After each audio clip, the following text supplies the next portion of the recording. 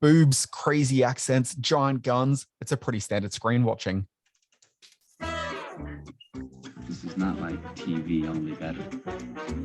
Television, teacher, mother, secret lover. What? That's it? That's your movie? Well, I said that I had an idea for it.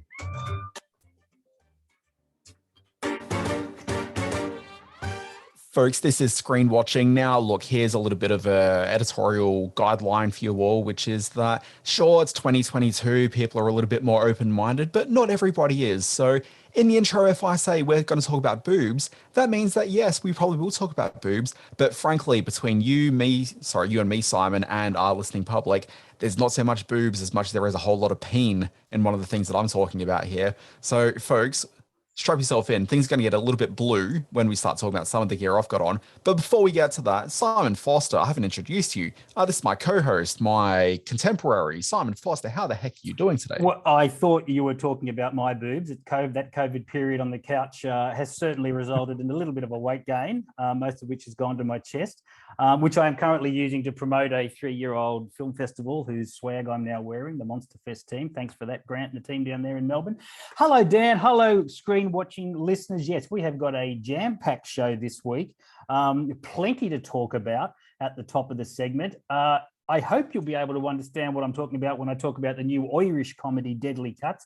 The brogues are very thick in this.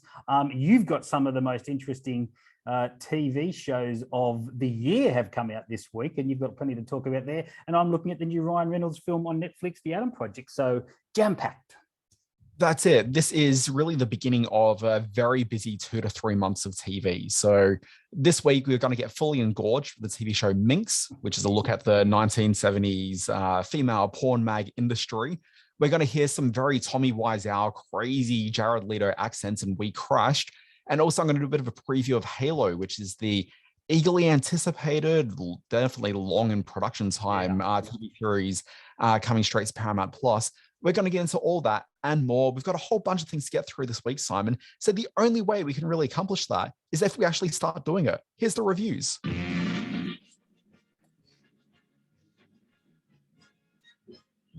It stinks. Simon, I want to kick things off immediately talking about Minx.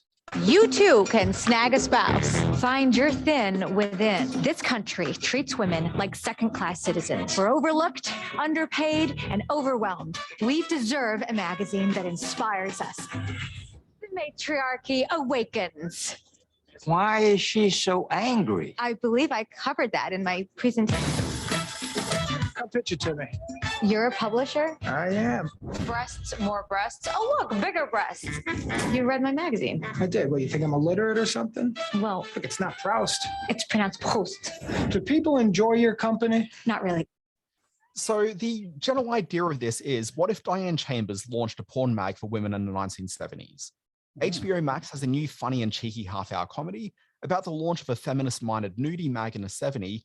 And this series may not directly be a love letter to the iconic 80s sitcom Cheers. There's way too many penises on screen per minute for that. But it's difficult not to watch this show and not see the comparison to the bar where everybody knows your name. This show, it's set in 1972. Minx is about a strident feminist named Joyce who wants to get her dream project off the ground and onto newsstands. It's a feminist magazine called The Matriarchy Awakens. A chance encounter at the SCMPF, which, as we all know, is the Southern California Magazine Pitch Festival. Apparently, this is a thing. Wow. I'm not sure I believe it, but there was a place you can go to pitch your magazines published. They'll say, yes, let's go and do that. Anyway, this chance encounter, it exists between Joyce and a low rent-ish porn magazine publisher named Doug, and it leads to Joyce grudgingly bringing her magazine idea to his company. Now together, they put together a magazine filled with feminist articles and pictures of naked dudes.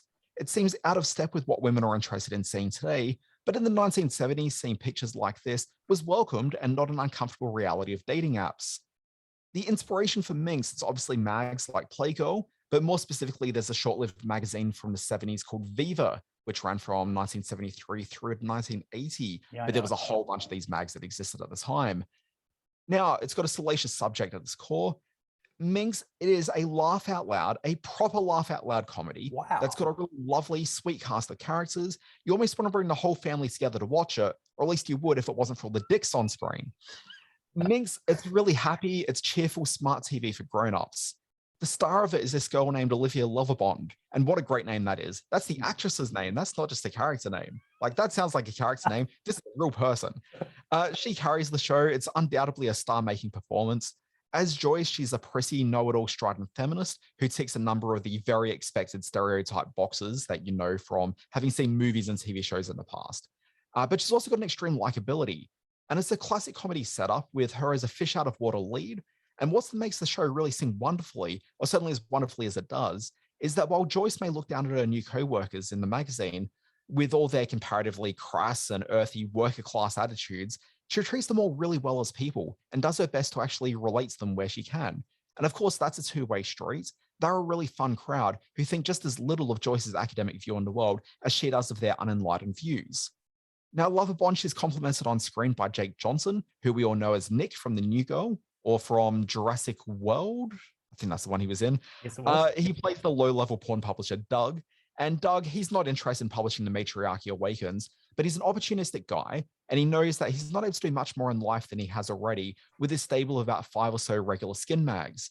So he's looking to publish something that's got a bit more of a unique perspective, something that speaks to the future. He's not gross. He's just a business owner who found his niche, and he's working to better build his financial position in the world. And look, it'd be really easy for the show to have the Doug character portrayed as a sleaze, only in it for the money. But with Johnson playing the character, he feels really authentic as a hardworking small business owner who doesn't have any shame in doing what he does. There's this really lovely scene in the first episode where Joyce visits Doug at home, who's very much living a very typical suburban life. She's surprised by the general politeness of his home with this very well manicured garden and very traditional mid-suburban vibe around it all. And as he offhandedly comments, it's the sort of home that he always wanted for himself. And to me, that's the most telling comment in the pilot episode, only because it really speaks to the idea of this guy who has clearly come from very little in life, and he has built himself up to the middle class here. And it's not really a long bow to stretch. It's not a long bow to stretch to see Doug as a very Sam Malone character, bringing it back to my Cheers comparison here. Yeah. When you compare him alongside Joyce, you've got if you think about like the Cheers bartender, Doug, he's a very, okay, sorry, I'm getting my words all over the place. People are sending me messages on my screen time while I'm trying to talk. That's People frustrating. Trying to group chats, the worst. What I want to say here is it's not a long bow to stretch to see Doug as a Sam Malone character when you compare him up against Joyce. So like the Cheers bartender, you got Doug as a small business owner, much like Sam was owning Cheers. He's got lower class set of cultural interests, but he knows that there's actually a more affluent, proper class of people that'd be happily mingling with and code switching back and forth with his lower class roots. Even if their tastes don't necessarily align with his own, he's still interested in that world. And there's a reason in Cheers why Sam was attracted to Diane in ways beyond the physical, and the same here goes for Doug. Now, unlike Cheers, Minx, at least in the first 5 episodes that critics have been given, it isn't predicated on a will they, won't they relationship between the two characters. The show may go there later on, we're not too sure, but early on, these episodes are very much about finding a mutual connection, a mutual cultural and professional meeting ground between the two. Doug's attracted to Joyce, but it isn't romantic or physical interest, at least it's not as far as we know. It's that he actually supports her passion at a viewpoint. And he knows that it's with their shared interest in producing this magazine together that'll make the ideas for both his porn magazine interests and her strident feminist interests a lot more palatable and consumable by the general public if they do smash them together. And I almost didn't use the phrase smash them together because I realize in context here, not a great phrase. But Minx, it's very traditional in so many ways TV-wise. It echoes so much of the TV we've seen over the years. I don't mean that at all as a criticism, but what's especially interesting around the show to me is the conversation the show is having with a very audience. Right now, the culture, and this is especially evident with younger 20-somethings, is having a minor culture war over depictions of sex and sexuality on screen. There is a cohort of younger viewers who are very vocal on social media that continue to question and shout down sexual content on screen. It's as though the last 10, 15 years of very sexless Marvel, Harry Potter, and other Hollywood product has made them very uncomfortable with nudity and sex on the screen. Now, this show, much like HBO stablemate Euphoria, It's open to honest conversations about sex, nudity, and how that relates to our humanity, but it is gleefully sex positive, and it's a great reminder that sex and nudity are supposed to be fun, especially on screen, but without my parents watching it with me. Superb review, Dan. This wasn't on my radar. It certainly is now. A couple of takeaways from that. I knew we were headed for some big praise here when you led with the Cheers analogy. Don't know how you feel about Cheers. And there is no greater honor that I can bestow upon something than saying it is. Exactly right.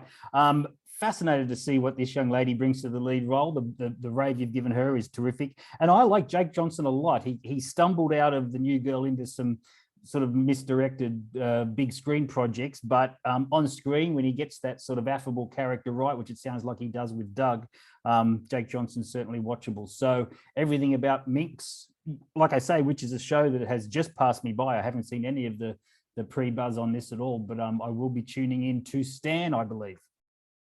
That's right. So it's an HBO Max show in the US, but Stan here in Australia.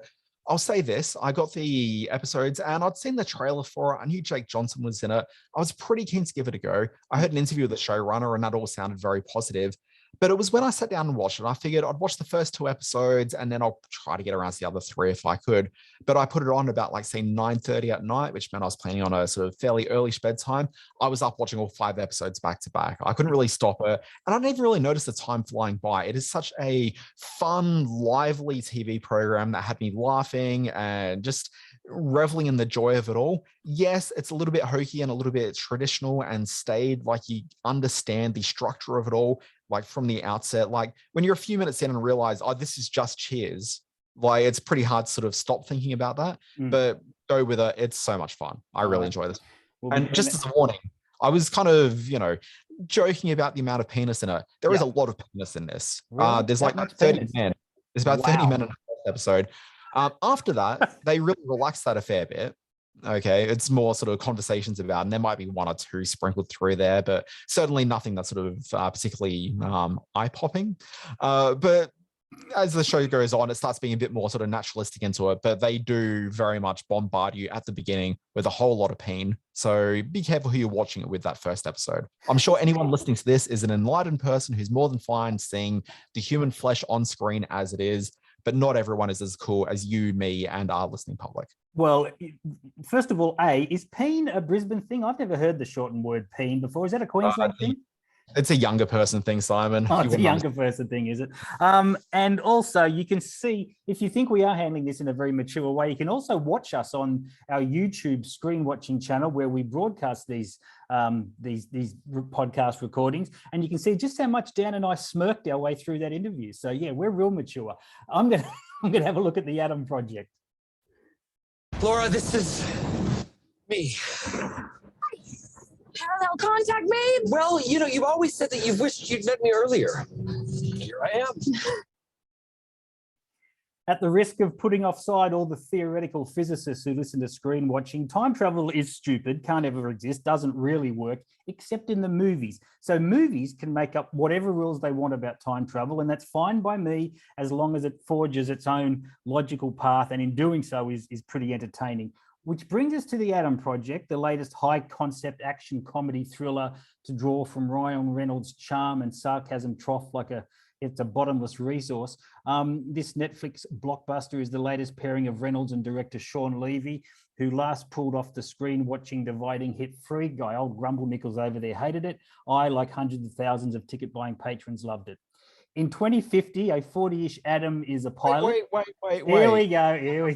Thousands of people buying tickets to this in a pandemic. Oh, Sure, this is old Grumble Knickers. In 2050, a 40-ish Adam is a pilot who steals a ship so that he can make the jump back to 2018, stop his dad, played by Mark Ruffalo, from inventing a hard drive that makes time travel possible, and foil his colleague, Catherine Keener, from betraying their goals for her own personal gain. But 40-ish Adam punches in 2022 instead of 2018 and finds himself face to face with his 12-year-old self, played by Walter Scobell, a smart-mouthed Minnie Reynolds who is coping with the sudden death of his dad by making life hard for his mum, played by Jennifer Garner.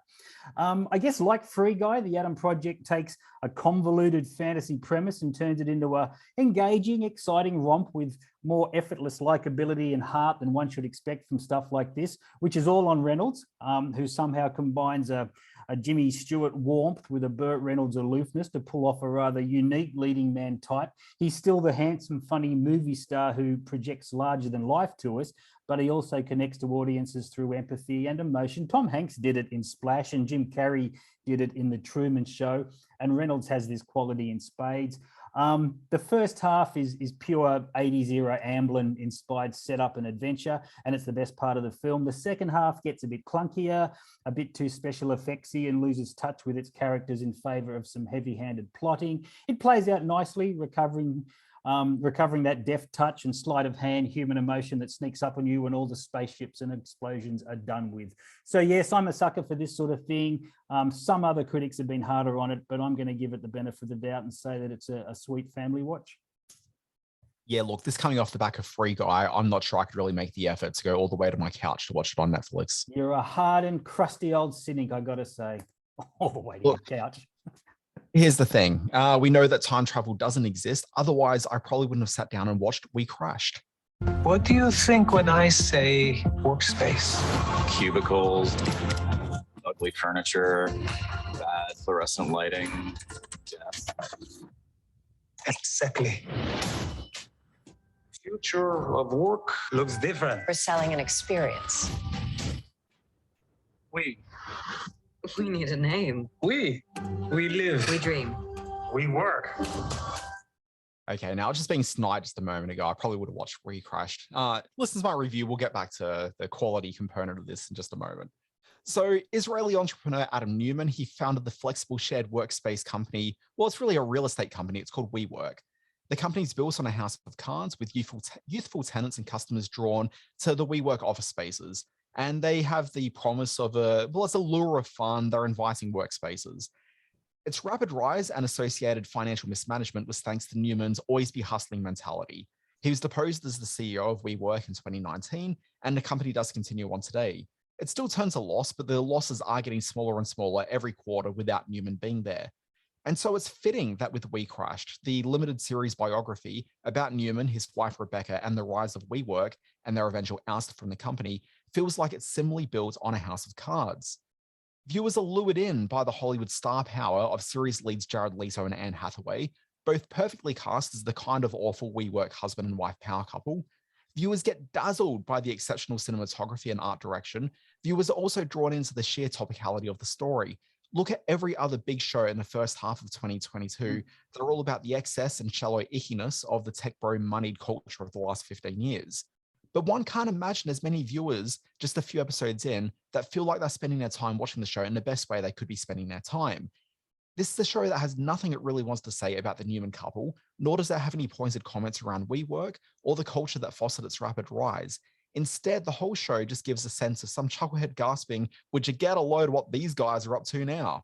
And that's me as the chucklehead, really. Look, right now, there's a number of similarly focused competing biography series. You got The Dropout on Hulu/Disney Plus, and that's about the Theranos founder, Elizabeth Holmes. You got Super Pumped on Showtime, and not available here in Australia, which really annoys me. But that series is about Travis Kalanick, who's the guy that founded Uber. And here we've got We Crash on Apple TV Plus.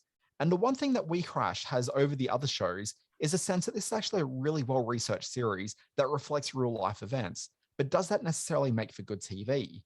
Now, The Dropout, which we talked about on the show last week, Simon? Yes, last week it was. Last week. Yeah, look, that show feels like a complete sham, a fraud of a TV show. And that's appropriate. Watching that, one never really got the sense they're watching a real-life approximation of Elizabeth Holmes. Jared Leto and We Crash, however, it feels authentic. His performance may be a little bit too much like my own very good Tommy Wiseau performance at times. If you've ever heard my Wiseau impersonation, Simon, it's incredible. You keep putting it out there. You haven't given it to us yet. You keep putting it out there, but I've got to hear it. We'll get there. You get my Alf impersonation before you get my Tommy Wiseau. That's just how the order of things go. But look, he gets the performance pretty close to the real-life Adam Newman with a series that seems similarly accurate. The Dropout, it's crazy entertaining, however, and that's where it has WeCrashed beat. And look, I just should say, for just me as a reviewer, it would be remiss of me not to point out there's an episode, I think it's the 3rd episode, maybe the 4th, where Anne Hathaway is seen dressing up as the ultimate hotness, which is a Na'vi from Avatar, and you should take your pleasure in this show wherever you can find them. But look, for some viewers, will work for them. The production values surrounding the show are incredibly high. The subject is equally compelling. It's just that the show is mostly empty calories without the delicious pleasure that comes from biting into something tasty that you know is bad for you. Say maybe like Pam and Tommy. Wow, that's interesting. So now you've got me thinking, would these kind of shows, and I know we've sort of touched on this in the past, but would these kind of shows work better as a 115-minute movie? Would there have been more sort of artistic focus, and there would have been even higher production values and a more auteuristic version of these stories that would have made them much more interesting films, like The Wolf of Wall Street? You can imagine that being spread out into an 8-episode mini arc, but it worked better as a film. Is that where we're at with WeCrashed? Yeah, absolutely. But the reality is that in the current marketplace, you can't really see these movies because I don't want to go and see them. Yeah. And yet, you can do a show, but like artistically, they would be more sound as a feature film. Yeah. Okay. This is interesting stuff. All right. Another one, WeCrashed. Where are we watching that on Australian TV? So that's going to be an Apple TV Plus. And as I said, like I've watched the first 5 episodes and I'm going to stick with it. I'll be watching it through to the end. But the thing is, it's not that good. Like you look at it thinking this is a good show, but then you sit back and really realize what you've been watching and it just isn't there. What's the accent? In the clip, there was a very broad accent. Don't tell me he's gone full Leto. Like Leto is going full Leto. Like it's not as offensive. Okay, so my own cultural background is my mum's Slovenian, but that's kind of close to Italian enough for me to watch Leto in House of Gucci and be a little offended by it all. Okay, that was maybe the broadest accent I've ever seen on screen, as he's offering to get some pizza pies. It's terrible. Here he's doing an Israeli accent. And if you actually hear the real Adam Newman, it's not that far off. It is slightly more heightened through Jared Leto, but like it's a minimal difference. Yeah. But it's a minimal difference. It's actually a very good performance. It's just that he's such a ridiculous character. All right. So that's called WeCrashed on Apple TV Plus. In a fairly quiet week for movies, there's Deadly Cuts in limited release as we speak. Speaking of crazy accents. Yeah, I reckon. I met that posh fella again last night, and the back box is brute life. Lovely. I'm like a pieball and fingerless, I am. Treating ragged. Right? We get the picture, Lindsay. We really needed subtitles on that. Oh my God. Okay, life is pretty shite for the women of Pigslington in general, and especially shite for the lasses of the Deadly Cuts hair salon. This Irish working class enclave is ruled over by a gang of misogynistic bullies, violent scumbags who extort money from the local businesses, crippling an already struggling sector, and the four plucky lasses find themselves in the crosshairs. These puns just write themselves.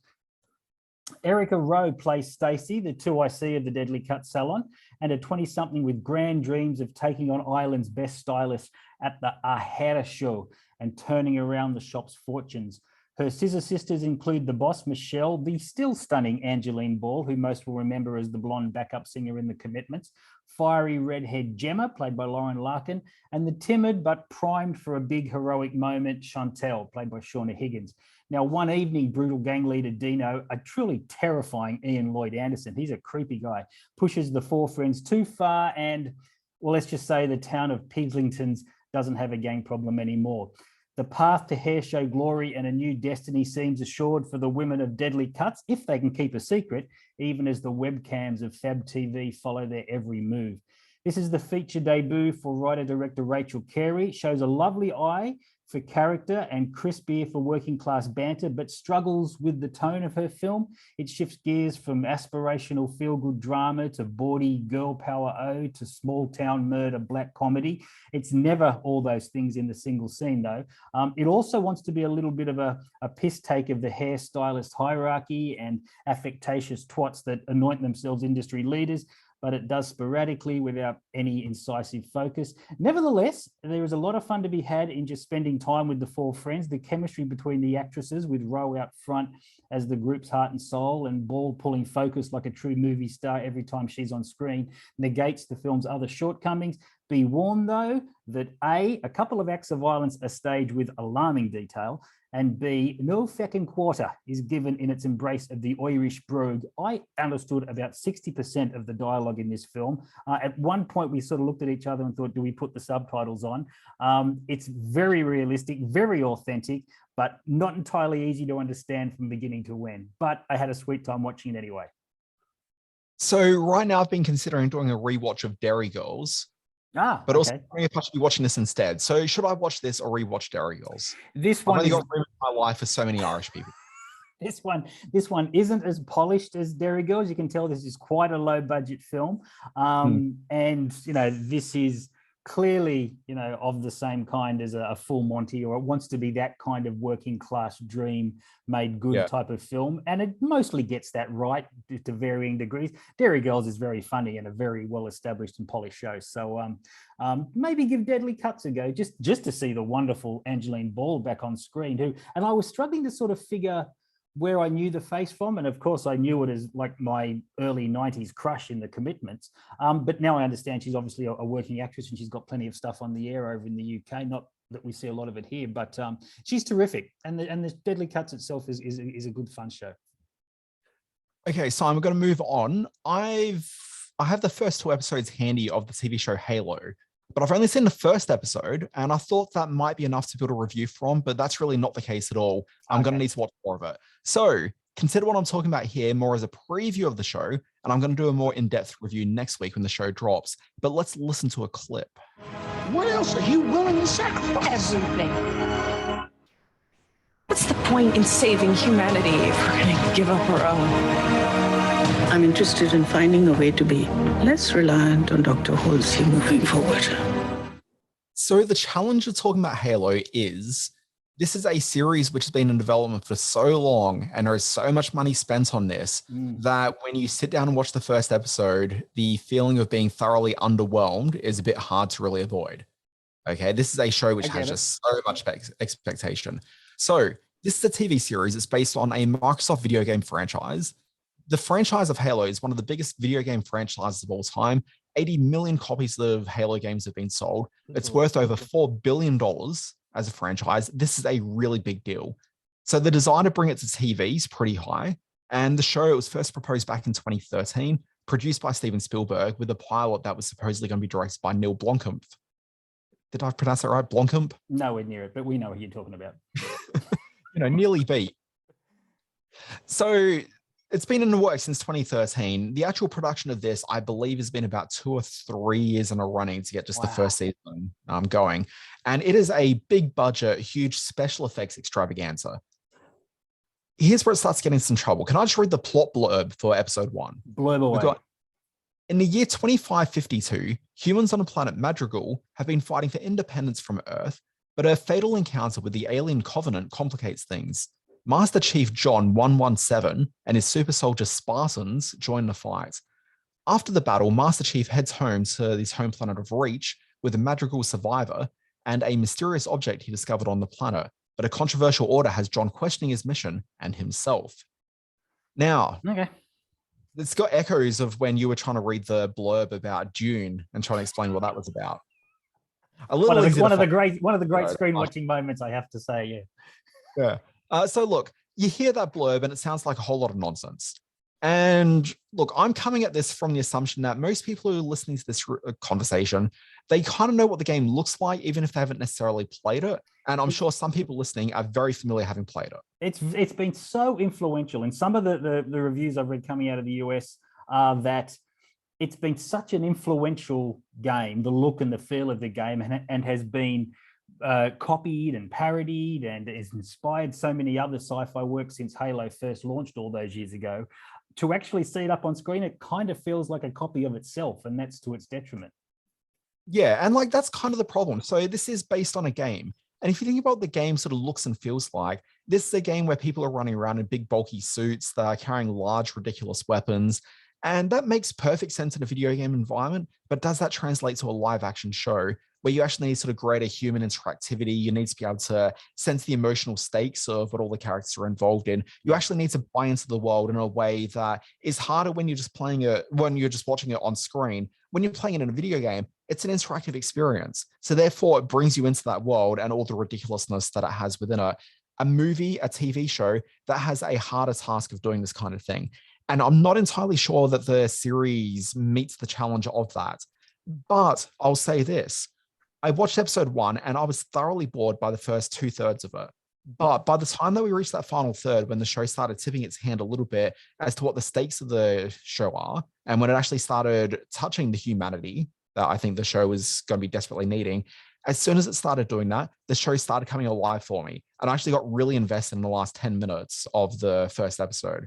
So I'm pretty keen to see the second episode. Maybe the wheels fall off the wagon entirely, and it doesn't really quite live up to the challenge of it all. But there is something to this. Okay, so you're going to come back with it. You're going to come back with a part 2 review next week when you've seen a few more. When does this launch on Paramount Plus? Will the audience? So this launches next Friday. So okay. I wanted to talk about it before people got down to watch it before they listen to this podcast, because that occasionally happens. So yeah, it drops next Friday. Okay. I think that it's probably a release that a lot of people will be looking forward to, because the games are so big and it's kind of review proof to a certain degree.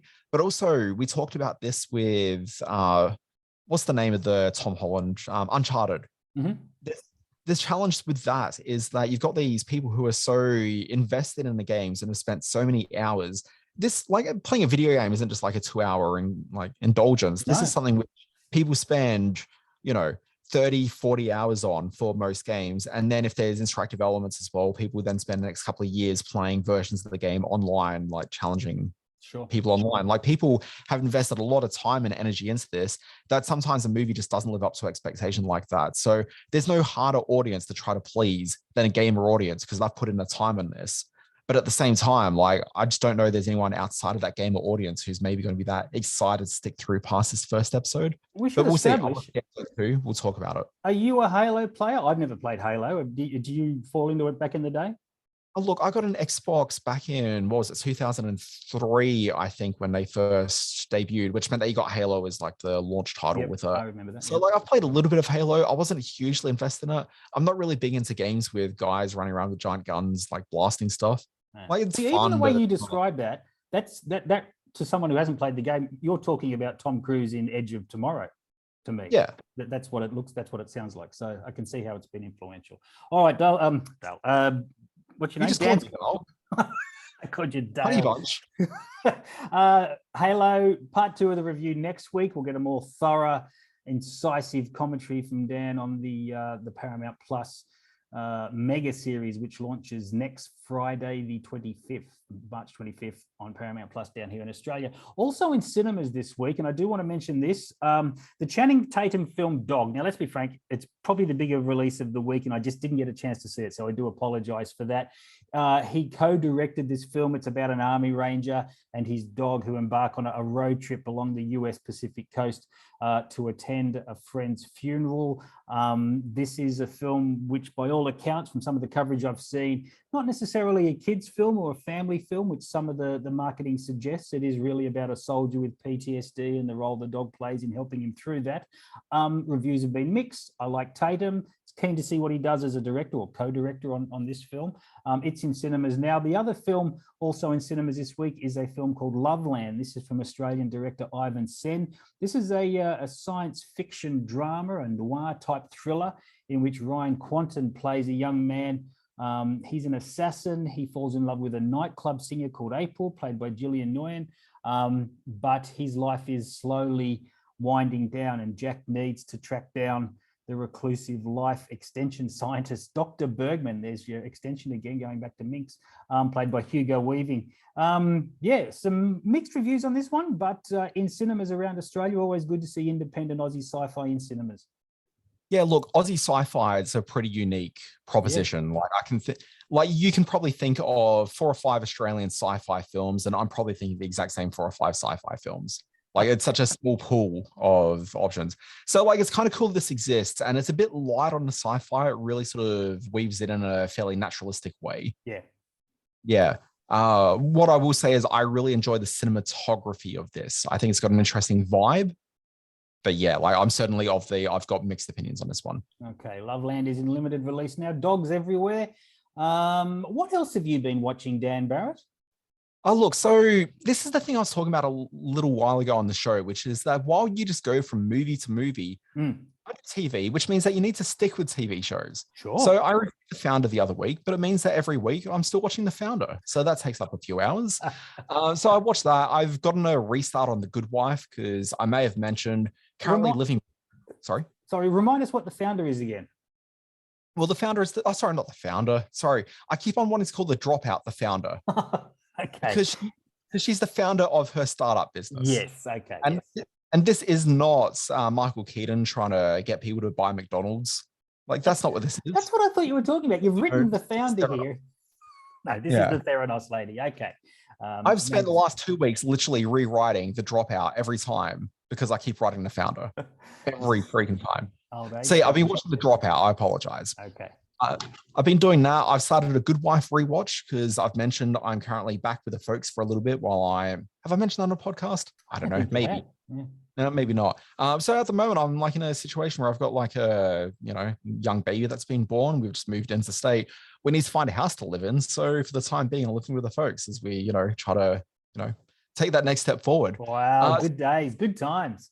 So while I'm living that stereotype existence, one of the things that we're doing in the household is doing a rewatch of The Good Wife. Okay. So we started that a few days ago because it dawned on me that is exactly the sort of procedural show my dad would get a huge kick out of, and he did. So, essentially we're getting started on that, and I'm pretty excited to watch that for the next 3 to 4 months. But the other thing I watched this week was Drive My Car. And Simon, I'm keen about this show? No, we haven't, because when it came out, I hadn't had an opportunity to see it, or I think it was one of those really busy weeks where maybe I just bumped it to also in cinemas. But I know I adore this film. I love it. And I know you've been a little bit sort of umming and ahhing about whether you want to commit 3 hours to a show about driving in a car. So I'm keen to hear what you say. I'm keen to hear what you say. I was umming and ahhing about spending 3 hours on a movie that's not called The Batman. That's exactly right. Yeah. If this guy was wearing a black plastic suit, you'd be all over it. But tell me what you think about Drive My Car.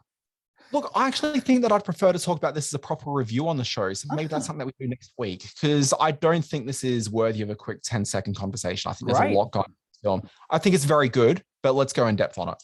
All right, let's do that. I'll slot it into next week's running sheet. It's called Drive My Car. It's the Oscar Bolter this year. It's nominated for a whole bunch of categories.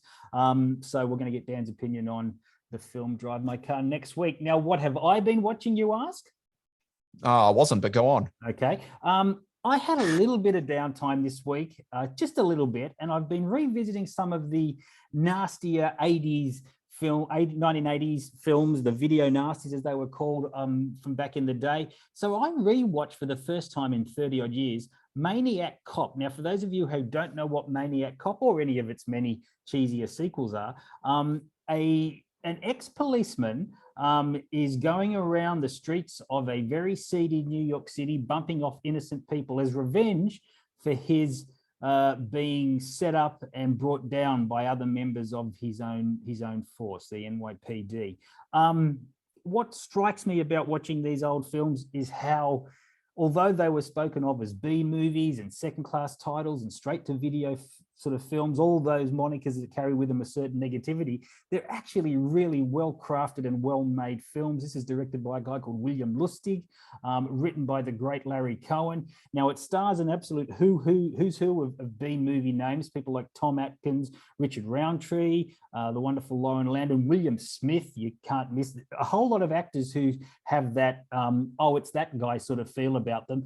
In the mix is a very young, very strapping Bruce Campbell. And you'll also see in there as the woman who nurses the maniac cop over all his many, many injuries is Sheree North. If you don't know who Sheree North is, she's Babs Kramer from Seinfeld in one of her last roles. So Maniac Cop was a huge video hit back in the day, came out as a second-tier title through one of the CBS Fox packages. There was a wave of sequels that came in after the wake of its home video success. Yeah, I was a big fan of Maniac Cop. I'd only ever seen it as a as a scratchy old VHS rental. It's on the Shudder platform here in Australia in a crisp widescreen remaster, and it's a terrific film. Maniac Cop on Shudder as we speak.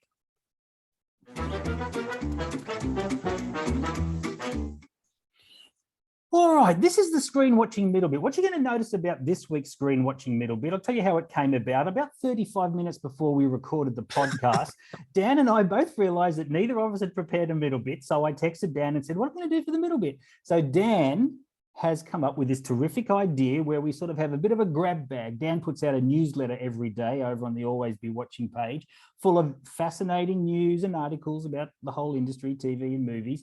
And this week, there have been a few news stories that were pretty interesting. And I thought we could talk about those this week for the screen watching middle bit. There we go. That works, doesn't it? Oh, look, it does. But I mean, I did write a pretense to sort of get around the idea that this was a thing that we just put out at the last minute and something that you were genuinely interested in. But clearly we decided not to go that route. And here we are. But you're right. It has been a busy news week. Let's first talk about, and this is going to be a deep dive. I love it when you do this sort of deep dive stuff into the world of TV. Netflix are planning to start charging people who share their passwords. Is sharing passwords a thing? I've never shared my password, but I guess it's a big enough problem for Netflix to have to face. And how are they going to go about doing this? Look, so the difference between you and some Netflix viewers is that you're a grown-up adult. Yes, I am. And you're also someone who used to work in a video store. So Yes, you're very much used to the idea that if you want to see a movie, you pay for the movie in some sort of form. Yep. Same thing with TV shows, same thing with the streaming service. Too true. But you'll generally find that with younger people who are maybe a bit more price sensitive than you are, they are people who are maybe sharing their password with friends. So one of your friends has a password and they share it amongst their 3 or 4, and maybe sometimes they all chip in, maybe someone buys someone a lunch every so often. You know, essentially there's a bit of tit for tat going on. Really? That's the thing. I didn't know that. You find with some younger people that they'll, you know, one of them subscribes to Stan, one of them subscribes to Netflix, and, you know, there's a bit of a communal sort of sharing going on there. Also, there's other people where you might just be dating like someone for a while and you get their password and you just keep on using it for months and months until you get cut off. And that's actually probably the more like likely scenario amongst all this. Wow. But people share passwords all the time. And we're talking about from an Australian sort of Western perspective a little bit here. But you also find a lot of these sort of emerging markets where they are a lot more price sensitive.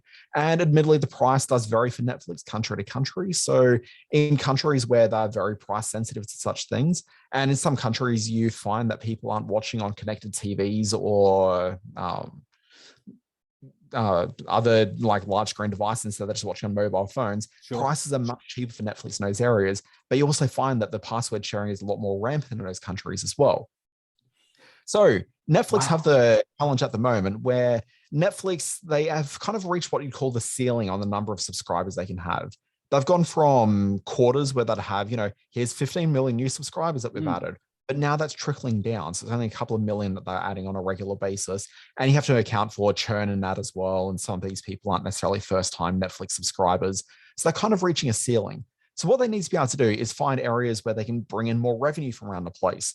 And one of the things that's the obvious thing to do is try to cut back on password sharing. So what they're trying to do, and look, I think Netflix is fairly realistic about this. And it's only a trial at the moment. And it's a trial that's running in Chile, Costa Rica, and Peru.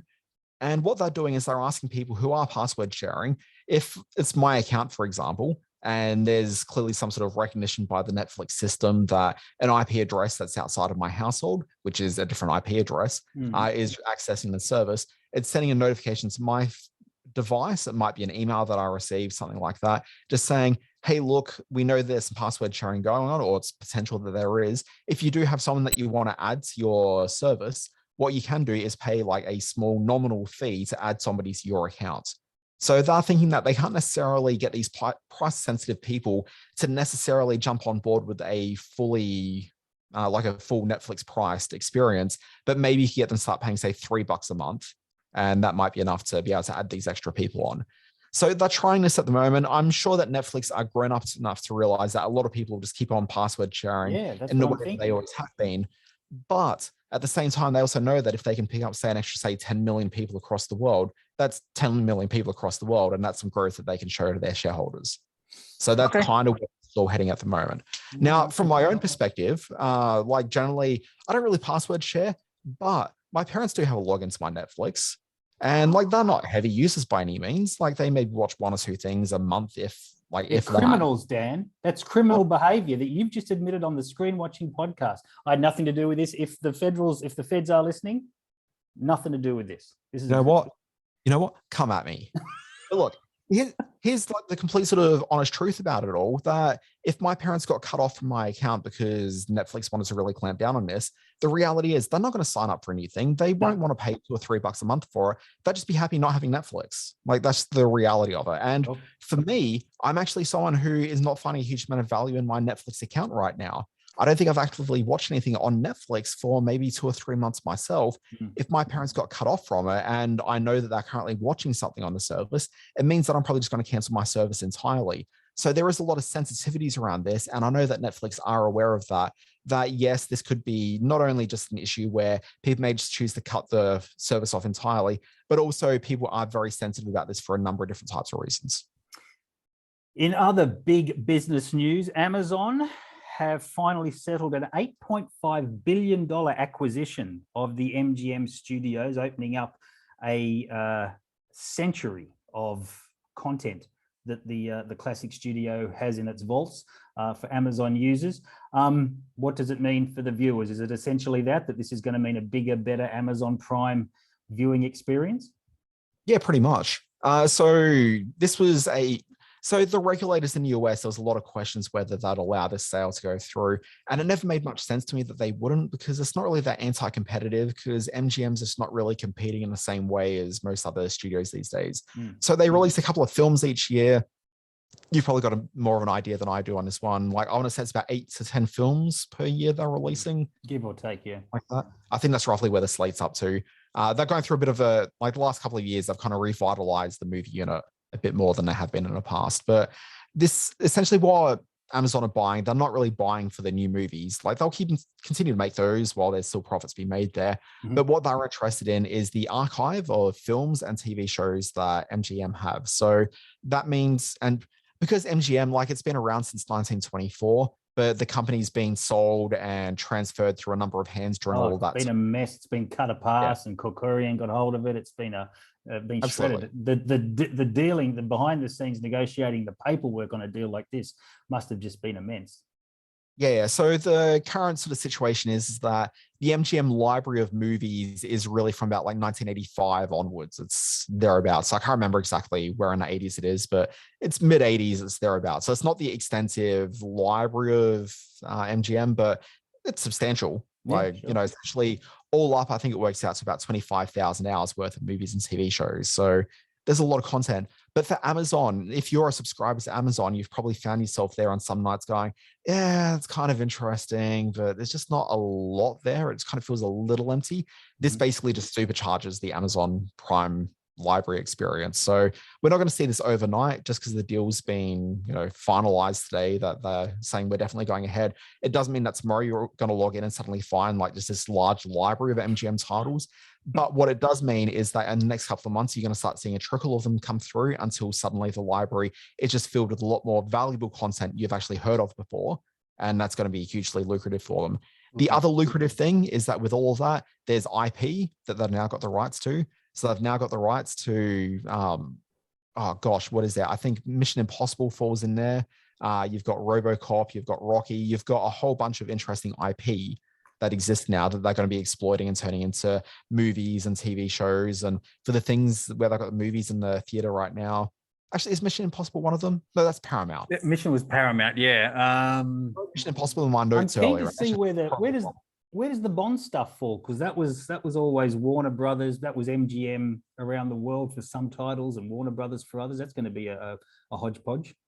So the Bond stuff's a little bit awkward in that MGM have the distribution rights to Bond stuff, but they don't actually have the ownership of Bond. That sits with the Broccoli family. Yes. So what they'll probably end up doing is, this is all speculation. We don't really know at this stage. It's too early in, and there's a lot of voices that are yet to be heard on it all. But what the assumption is that the Broccolis are very keen on a cinema experience. So Bond won't be going direct to streaming or anything like that. You won't see a James Bond TV show, but you might see a Moneypenny TV show. Sure. And so it'll probably be the extension of the James Bond universe to really sort of build that out, but it won't necessarily be James Bond themselves. Interesting. I'm going to throw this one at you. We're going to get on to your next one on the point here, but do you have any opinion on the news that broke this morning about Chris Cuomo suing CNN for $125 million for wrongful termination? I think in the wake of Jeff Zucker and Alison Golos being ousted at CNN, it creates an unstable sort of management structure there that has allowed Cuomo to do this. Do you think he really has a leg to stand on? Question without notice. Yeah, sorry about that. I know I'm now. It's not actually this morning, but I don't know. It's essentially the thing with that is that you wouldn't expect that he has much of a leg to stand on, because essentially what the organization said was that there was improper dealings with the way that his show was communicating with his brother's staff, and so they were essentially being sort of unethical as far as a news organization is supposed to be. So it wasn't really strictly the news, it was kind of working as the PR outlet for his brother, who was the governor of New York. But what he's contending is that because Jeff Zucker and his girlfriend, who was the head of the PR unit at CNN, because they themselves were at the top of the organization and they were laying down an agenda saying that this kind of behavior is actually okay, he's saying that his dismissal is actually, it's not kosher on the basis that was kind of like an organizational sort of mandate. So he may have some sort of things back him up there to really, you'd want to hope he's got a paper trail or something that can really sort of back that up. But exactly. You have to, Zucker was fired. He was allowed to resign from the company. But if they can sort of show that one of the reasons why they got rid of him as well was because he was behaving in that kind of a way, maybe that's enough to be able to sort of cut off Cuomo at the knees. But also he's reporting to his boss. So if his boss is doing the wrong thing, that's not necessarily his fault. He's answerable to that, and he's setting the standard. So and Cuomo's a very savvy ex-prosecutor. He knows the legal spin. That often came up as part of his show. He was able to speak with a great deal of intelligence about the legal perspective on many things. So if he could see an opportunity here to sue for these sorts of dollars, CNN would have to then maybe deal with Zucker and Alison Gollust in trying to build a case against Cuomo, and nobody at CNN would want to deal with Zucker right now. So I think Cuomo is probably happy for some sort of settlement without this going to any sort of trial. So it's a savvy legal move if from a business perspective, I say. So there's a new Star Trek TV show with Captain Kirk in it. This is your deal, baby. Let's talk about it. What's going on? Okay, so there's a new show. It's called Strange New Worlds. And as we'd all remember from classic Star Trek, so Star Trek, which began in the greatest year that TV's ever had, 1966. I've got evidence to back me up on that one, Simon. I know. We've been through it. Hashtag Batman. Hashtag Batman. Hashtag Mission Impossible. Hashtag Star Trek. So the very first episode of Star Trek, the pilot for it was this episode called The Cage. Now, with The Cage, the captain of the USS Enterprise was not one James T. Kirk. No. T stands for Tiberius. Instead, it was Captain Pike. Now, Captain Pike was gone by the time the first proper episode of the series came around, and it was Kirk going onwards. But they did introduce I'm not a hardcore Trek person, so I could have gotten that slightly wrong. But they did introduce the Pike character into a 2-part episode where I think they took footage from the pilot and reworked it in, maybe. I'm not 100% sure. This is where I get a bit shaky on it. We're going to get emails. Yep, go on. And those episodes are called The Cage. I'm now just doubting myself. Me of a few years ago could have just nailed this, but I haven't thought about it for a while. But basically, if people have been watching Star Trek Discovery, they introduced the Pike character into this because Discovery is a prequel series to Star Trek, even though it now takes place a few thousand years in the future from the future that we were in previously with the Discovery. Anyway, they introduced the Pike character, who he was there on the USS Enterprise with Spock, was his offsider at the time. So they've decided that they're going to spin them off into this new series. So it's going to be called Strange New Worlds. It kicks off in May. It's got a really good cast. It looks really fun. I'm excited about watching this. Okay, but that's a big uh-oh. The show hasn't started yet, but they're still talking about their casting for season 2, and they're going to bring the Kirk character into Star Trek Strange New Worlds in the second season. So we already know, a year and a half out from when we actually see it, that some guy named Paul Wesley, who people may know from Vampire Diaries, he'll be playing James Tiberius Kirk in the series going forward. Wow. This is challenging. I don't know. I am not seeing anything fresh or new in the Star Trek universe to bring me, a non-Trekkie, to this. But maybe Strange New Worlds is offering up exactly what the franchise needs, a fresh spin. So let's see. Well, you know what? If you're going to talk about the fact that you're not seeing anything particularly new, maybe something you'd be a bit more interested in is, have you ever actually watched Star Trek Discovery? No. Knowing a little bit about your political leanings, that is, no, I'm not like my ultra right wing pro NRA leaning. Yeah, that's exactly it. Yeah. No. So Star Trek Discovery is a show that wears its very progressive political leanings on its sleeve in a really significant way. Yeah. To the point where the news that broke this morning was that, and sorry, spoiler alert for people who are watching Discovery and haven't seen the season finale yet. Turn off now if you already haven't. I can't imagine anyone's listening at this point. Sorry, I realize now I need to get to a name, and I can't think of a name right now. They introduced a character, a cameo for the finale. It's the President of Earth, or President of United Earth. Wow. And it's oh gosh, why can't I think of a name right now? The actress or the character? No, like the real life American politician who is cameoed on Kamala Harris, or no, it's not Kamala. It is. Sorry, give me 1 second. This is searching in a podcast, Googling in a podcast with Dan and Simon. Audience, keep yourselves busy. Twiddle your thumbs, look out the window. Well, I'm going to mention very quickly, I'm very excited about, and we'll come back to you. We're very excited. Oh, Stacey Abrams. Okay, that's good. Abrams. So one of the most progressive voices in American politics right now is making an appearance as the President of Earth on there. And if nothing speaks to the political leanings of Star Trek Discovery more than that, I don't know what possibly could. But if you're looking for something which is a little bit different in Star Trek, like maybe that's actually something which would be more aligned with what you're interested in, because Star Trek, traditionally, while it's been very progressive in a lot of the cultural aspects of the show in the past. So this is a show that featured the first interracial kiss on television. It had a mixture of ethnicities and cultural sort of differences on the bridge, and that's always been something that's carried through series to series. Discovery really is the one that's most overtly out there saying, we're proud, like far left leaning, there we Star go. Star Trekkies. Yeah. Stacey Abrams. Is she one of those don't call me a chicks? Maybe I've misread entirely. Simpsons quote. I do apologize. Simpsons quote. That's enough of the middle bit. We've gone on far too long. It's all been interesting, I promise you. Okay, audio sting. Oh, sorry. I'm going to head off the week ahead segment. There's movies debuting on streaming up and down the channel dial on March 18. Hey, that's today. So it's on Amazon Prime as we speak. It's called Master. This is the story of two African-American women who share a disturbing set of experiences at a predominantly white college in New England. It stars the wonderful Regina Hall. That's on Amazon Prime. On Netflix right now is Windfall. Look at this cast. Jason Segel, Lily Collins, Jesse Plemons, Oscar-nominated Jesse Plemons. A man breaks into a tech billionaire's empty vacation home, and things go sideways from there when the mogul and his wife arrive for a last-minute getaway. That sounds like a lot of creepy fun. And there's Olivia Rodrigo, who was kind of a big thing about 12 months ago. She's got a documentary up, that's going to get emails, called Driving Home to You, March 25 on Disney+. She recounts writing and creating her debut album. I've really only put that in there because hashtag Olivia Rodrigo is going to go well on our social platforms, but I am a fan. I do want to see it. I remember watching the Billie Eilish doco on Apple Plus a little while back, and that was terrific. So I will be watching Olivia Rodrigo, Driving Home to You from March 25 on Disney+.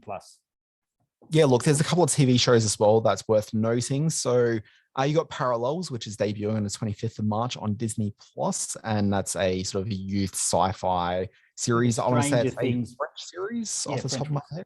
Yep. Yeah, so I think it's the first original series coming from France for Disney+, so that might be worth a gander. Bridgerton season 2 kicks off also on March 25th. So what is that? Is that Friday next week? Mm-hmm. Yep. Yeah, well, we could just talk about that on next week's show, couldn't we? So let's fill in some things that happen between now and Friday next week on the program. We could talk about the debut of, what have we got there? No, that's actually about it. Yeah, that's it. So I've got nothing else. Nothing else. I've got one other thing. I just want to mention this very quickly. Actually, you know what? Sorry, I do have. You're Googling again. You're Googling during a podcast. I'm not Googling. I'm just looking at the page that I was already on, and it's no Googling. I've already done it. But the one thing I want to point out is there's an HBO Max series, which I believe is dropping on Binge in Australia. It's called Lost, and it is a Nordic series with the lady from Borgen as one of the main leads in it. Not Borgen, The Bridge. Oh, okay. Yes. Yep. The lady that played Saga. Don't know the actress. Do you know of I did see this because of my dodgy VPN setup, but have you know anything about a documentary series called Undercurrent, the disappearance of Kim Wall? I heard something about it this morning, but I don't know if it's got an Australian release date set. It's a terrific 2-part documentary series about the young journalist who went into the submarine to file a story with a Danish billionaire and never came back. And I think you find it's pronounced billionaire. Huh? Billionaire. Billionaire. Yeah. So it is a extraordinarily moving and quite graphic account of what happened to this poor woman and what a psychopath this guy is. It's one of the great crime docos I've seen. I'm going to keep tracking that because it'll turn up on Australian TV soon. It's called Undercurrent, the disappearance of Kim Wall. The lady from The Bridge is Sophia Helen, who played Saga on the show. And also debuting on TV this week is DMZ, or DMZ, as we may call it in other countries. And that's a 4-part limited series with Ava DuVernay as the showrunner behind it. It's based on a Vertigo comic from DC. Is that the Rosario Dawson one? That's the Rosario Dawson. Yeah. And also Benjamin Bright is the male leader. Quality. Yeah. Quality. I want to bring to everyone's attention, this is our special event screening section. For those of you who are not sure about online film festivals, give this one a go if you like your horror films. It's called Haunted House Fear Fest.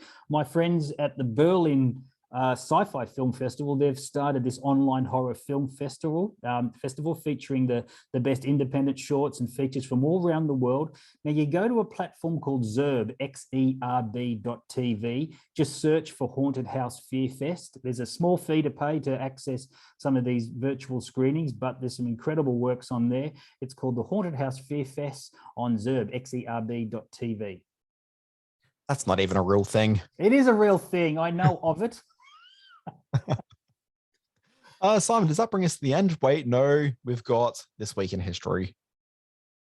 Is that true?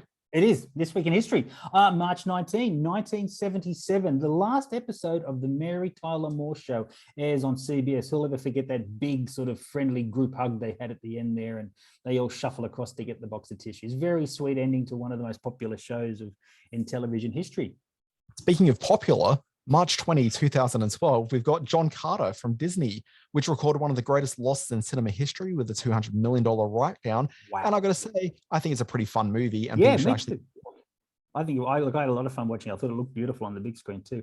March 21, 1980, America gasped when the season finale of Dallas saw J.R. Ewing shot by an unknown assailant. Boy, I was just old enough to remember what a big deal that was. And we all sort of held our breath over the whole American summer period to find out who did it. And then it turned out to be a dream.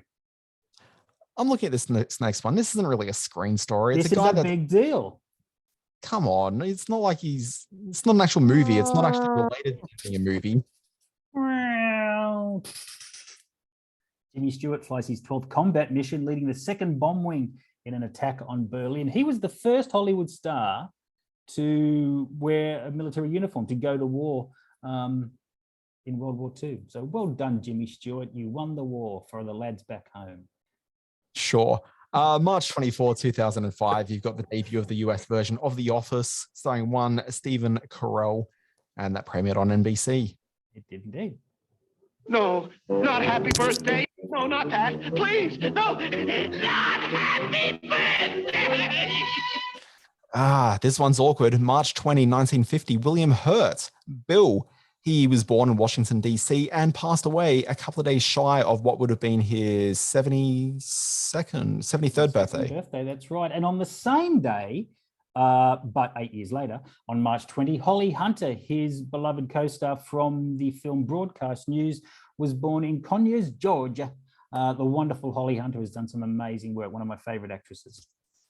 March 23rd, 1946, Timothy Dalton, the truest of the Bonds, was in Colwyn Bay, Wales. I'm so glad you said that. He is my favourite Bond. License to Kill is my favourite Bond movie. So the reason I put that in there, because I thought it would start a fight, but then you said that, so we're not going to fight. I don't actually believe that. I was really just trying to be a bit controversial, but here we go. March 22. So who's your favourite Bond? I'm not a big Bond guy. Okay. All right. Gee, you dodged the bullet there. Fine.